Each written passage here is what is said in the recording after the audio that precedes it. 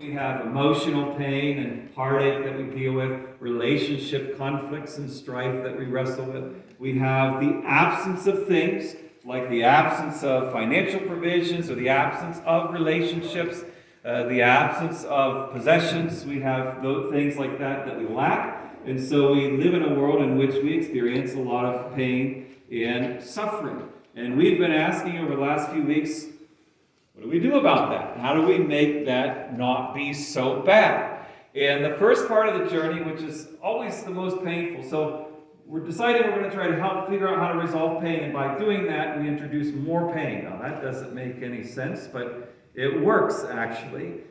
We start with the idea that most of our pain and suffering is our fault. That's not an easy pill to swallow. But most of our pain and suffering we have contributed to in one way or another. And that should actually be empowering to know that our general choices are affecting the outcomes in our lives, which means that we should feel empowered that we can start making different choices and having different outcomes in our lives. So there is a pain that we are able to take control of, God-given that ability, by making the right choices in general, by making the right choices relationally. And the reason why that gets isolated is because relational issues are difficult because it's part me and it's part them.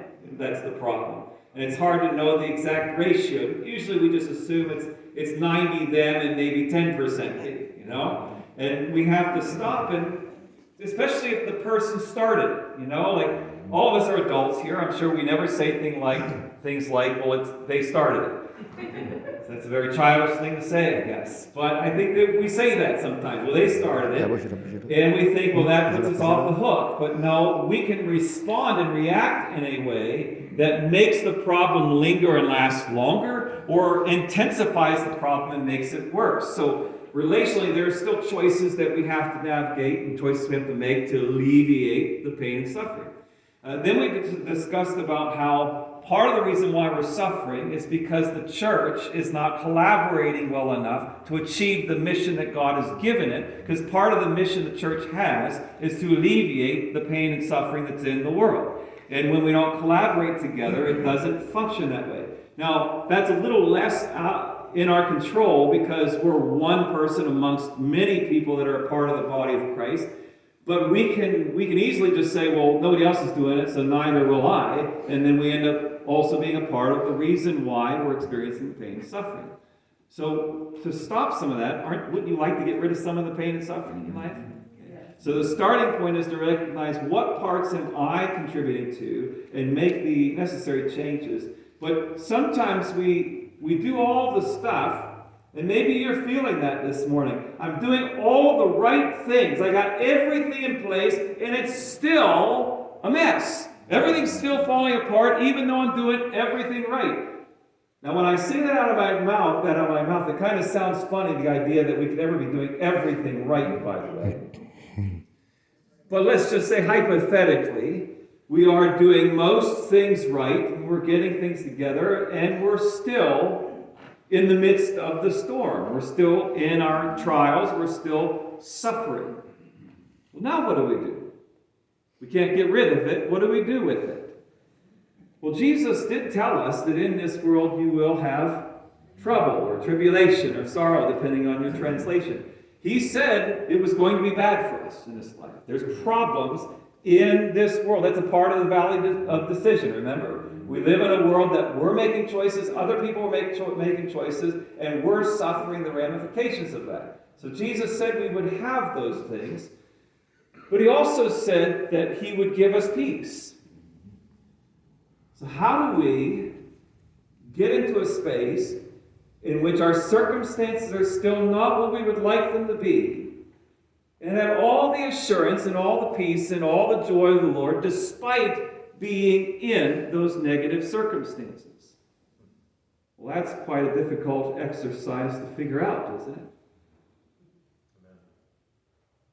And part of the struggle, and the reason why that's so difficult, is because we are so evasive to pain.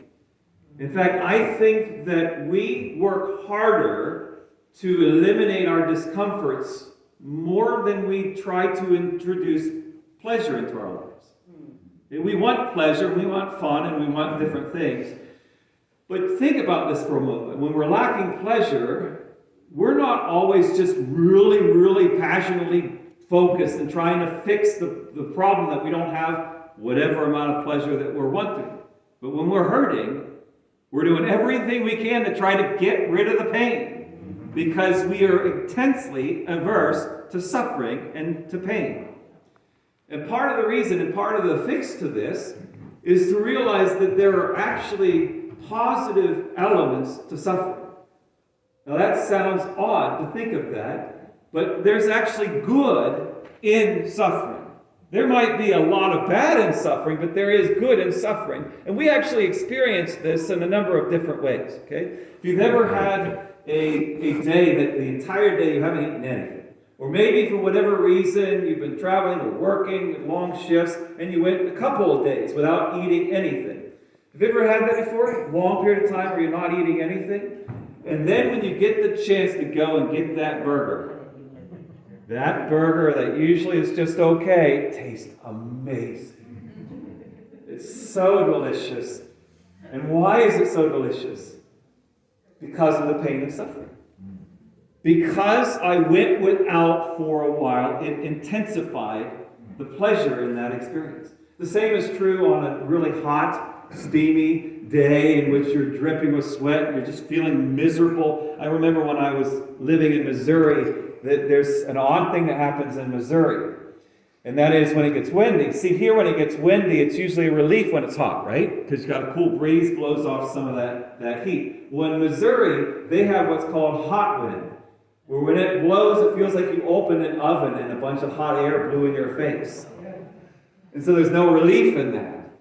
And so when you're in a hot day like that, and then you get the opportunity to jump in a nice, cool pool, oh, does that feel so good.